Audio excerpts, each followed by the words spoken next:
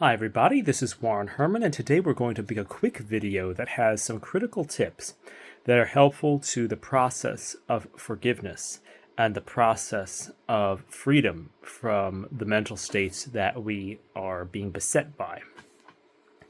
So, one of the popular sayings is forgive and forget. And this saying reveals something very important about the nature of forgiveness. It has to address two parts of our human psyche, what St. Francis de Sales terms the superior and inferior parts of our soul. In terms of the superior part of our soul, we are called to forgive, to pray for those who persecute us, get an understanding of the situation, and so on and so forth.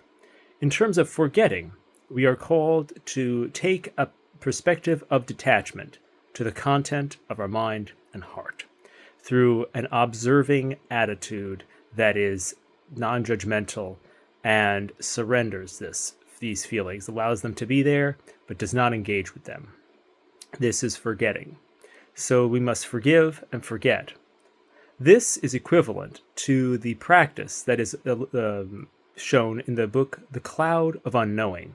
The Cloud of Unknowing talks about the Christian contemplative tradition, and it explains that we are to pray, to essentially knock on the cloud of unknowing, and to place all of our concerns, thoughts, and feelings under a cloud of forgetting. Essentially, this is forgive and forget.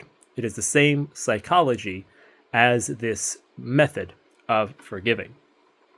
However, there is a more in-depth way of describing this method.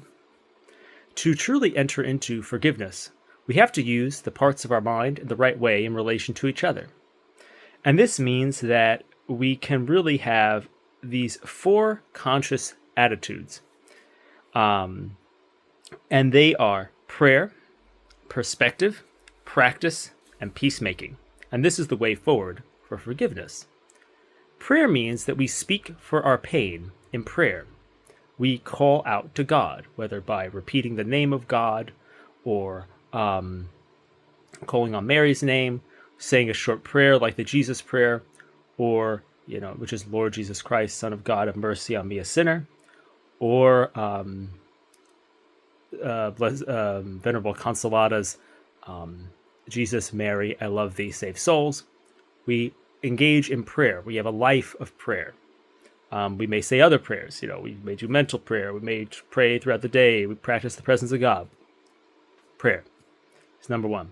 Number two is perspective, which is seeing the thoughts and feelings associated with pain through self-awareness. This is often what is overemphasized in the traditions of the non-Christian East as a kind of true self experience.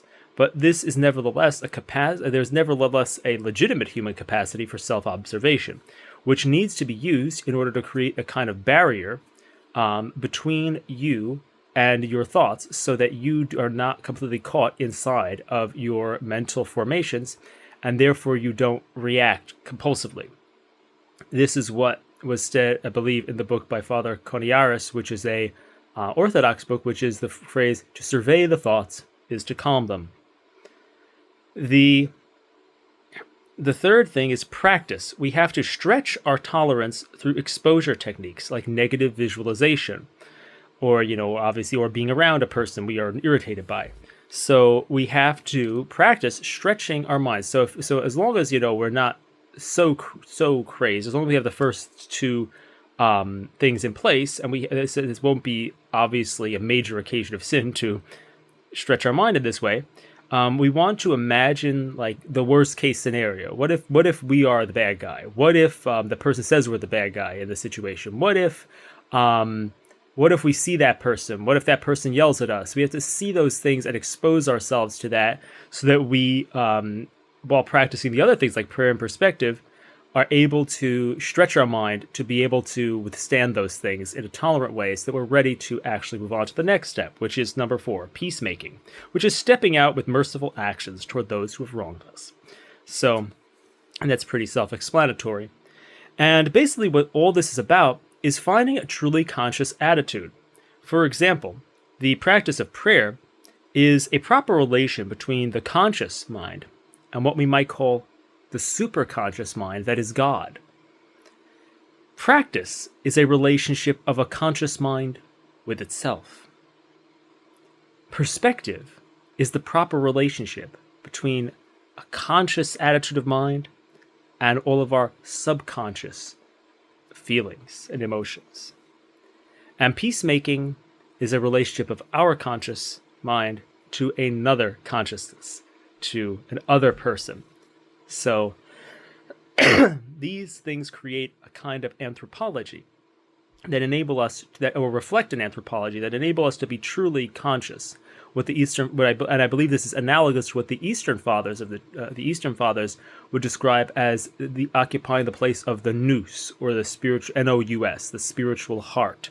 So if we are in that place by prayer, through which we are in touch with what is superconscious, practice by which we grow in ourselves, perspective by which we observe the content of our mind, what the fathers call the logismi, the little thought forms, through perspective, and reach out to others through merciful actions in peacemaking. And so I think that this really shows us a way of looking at our interior life. And if we don't do those things, we live in, instead, if we don't practice prayer, we'll be in isolation. That's not good. We'll be in an egoic state of mind. If we don't have perspective, we'll be in a state of identification with our mind. That's not good.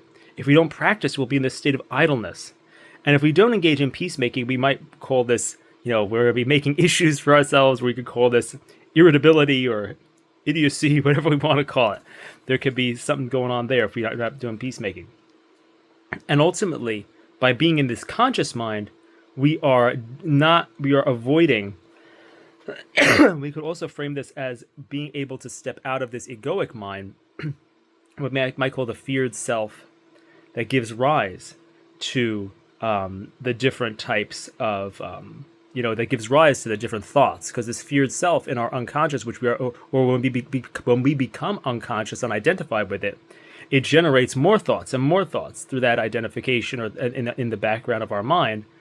And prayer helps us not be isolated. Perspective diffuses us from that feared self-identity. Practice, it changes, it kind of, stretches us out of it. It kind of goes against it. And the same thing, the peacemaking steps really make us act independently of it. So there's all these ways that these things move us into a conscious mind rather than an unconscious mindset.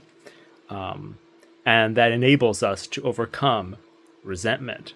And so again, I hope this is helpful in elucidating what it means to be truly conscious from a Christian perspective so that we can practice forgiveness.